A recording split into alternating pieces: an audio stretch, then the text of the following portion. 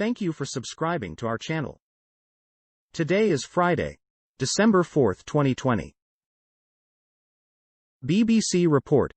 U.S. House passes federal cannabis decriminalization bill. It calls for removing cannabis from the list of federally controlled substances and erasing certain federal convictions. It also supports reinvestment in communities adversely impacted by the decades-long war on drugs. The bill is very unlikely to be taken up in the Republican-controlled Senate. The Marijuana Opportunity Reinvestment and Expungement (MORE) Act was passed in the lower chamber 228 to 164 on Friday afternoon, with just 5 Republicans and 1 independent supporting the measure. Fox report. Video shows Florida deputies in encounter with samurai sword-wielding man. Bodycam footage shows Florida deputies pointing guns at a young man as they convince him to drop a samurai sword. On Tuesday night, in Callaway, 3 members of the Bay County Sheriff's Office convinced the man to put down the sword and get on the ground before handcuffing him.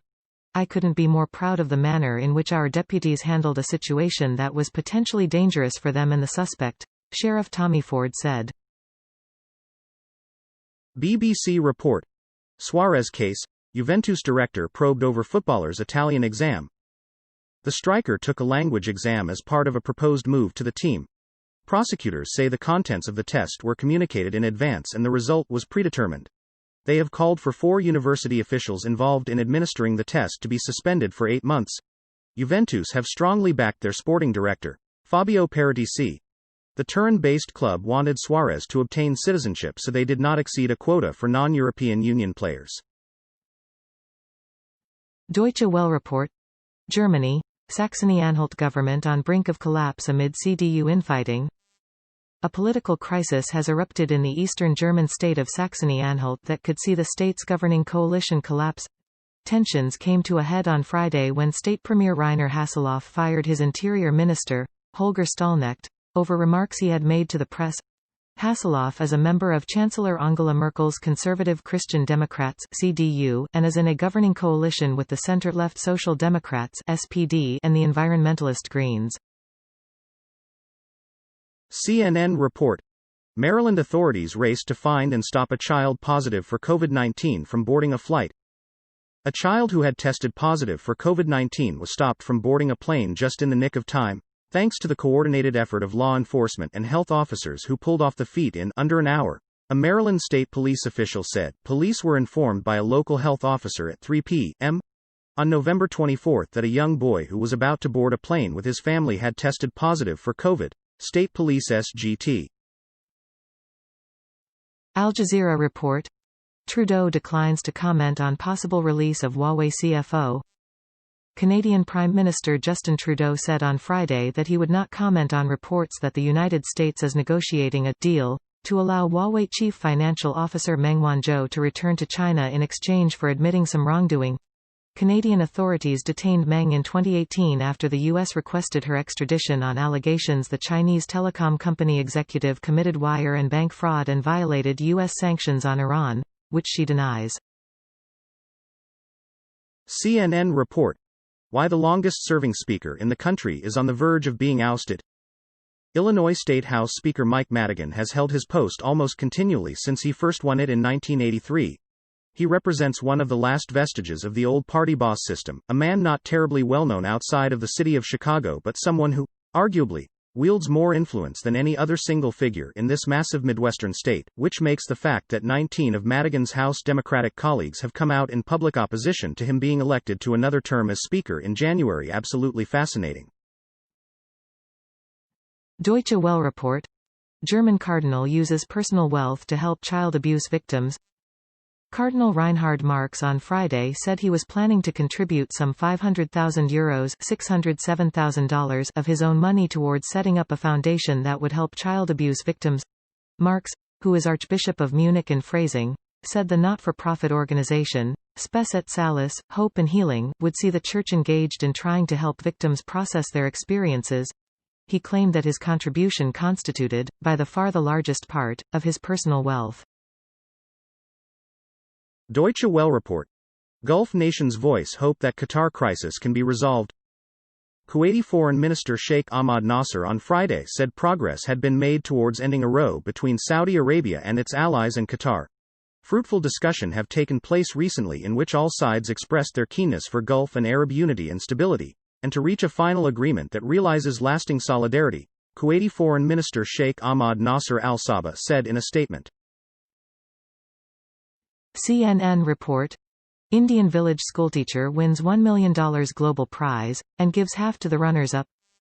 An Indian schoolteacher has been awarded the 2020 Global Teacher Prize, and has vowed to give half of the $1 million prize money to the runners-up.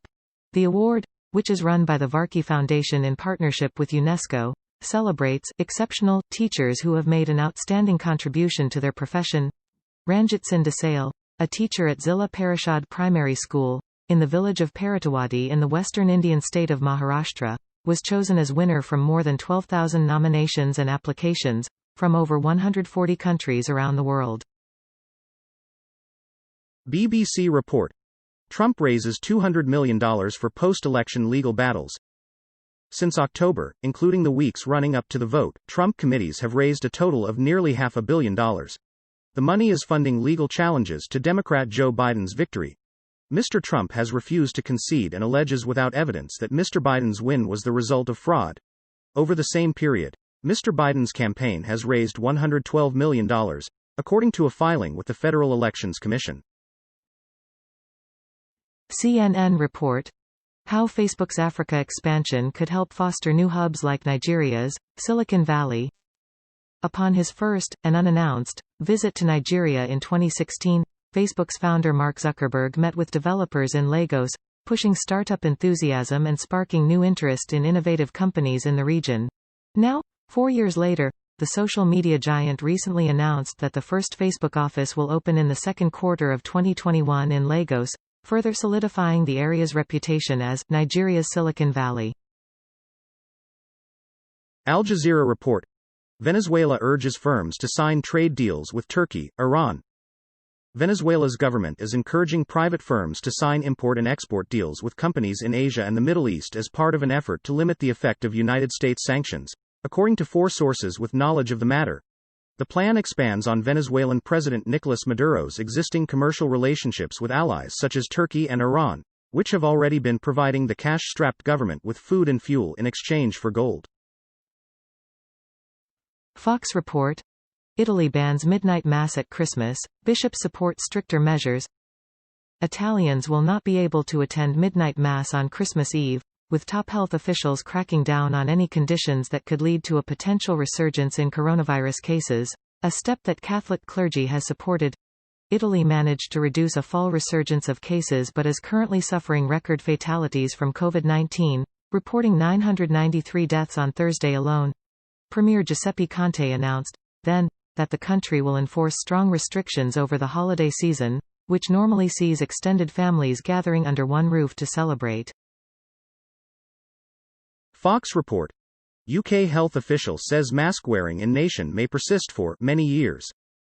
British Prime Minister Boris Johnson openly disagreed Wednesday with the country's Deputy Chief Medical Officer Jonathan Van-Tam in a coronavirus news briefing after he said Britons might wear masks for years. I think those kind of habits that we've learned from that clearly stop the spread of other respiratory viruses such as flu will perhaps persist for many years, Van-Tam told reporters, making references to mask wearing and hand sanitizer. Al Jazeera report. Iran to accelerate underground uranium enrichment, IAEA. Iran plans to install hundreds more advanced uranium-enriching centrifuges at an underground plant in breach of its deal with global powers, according to a United Nations nuclear watchdog report, a move that will raise pressure on U.S. President-elect Joe Biden. The confidential International Atomic Energy Agency (IAEA) report obtained by the Reuters news agency on Friday said Iran plans to install 3 more cascades, or clusters, of advanced IR-2 meters centrifuges in the underground plant at Natanz, which was apparently built to withstand aerial bombardment. Fox report. Jilted New Mexico woman drove car into ex's home, but getaway is rocky. A scorned New Mexico woman tried to run over her ex-boyfriend and his new flame with her car, and then plowed into his home when she missed. Wild video shows.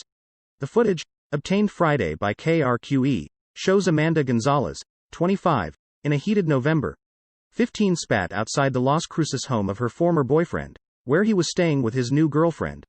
The pair start bickering outside the home when Gonzalez is seemingly pushed to the ground, setting her off, the clip shows. Thank you for watching 5 p.m. recap. To be notified, you can subscribe our channel and activate the bell.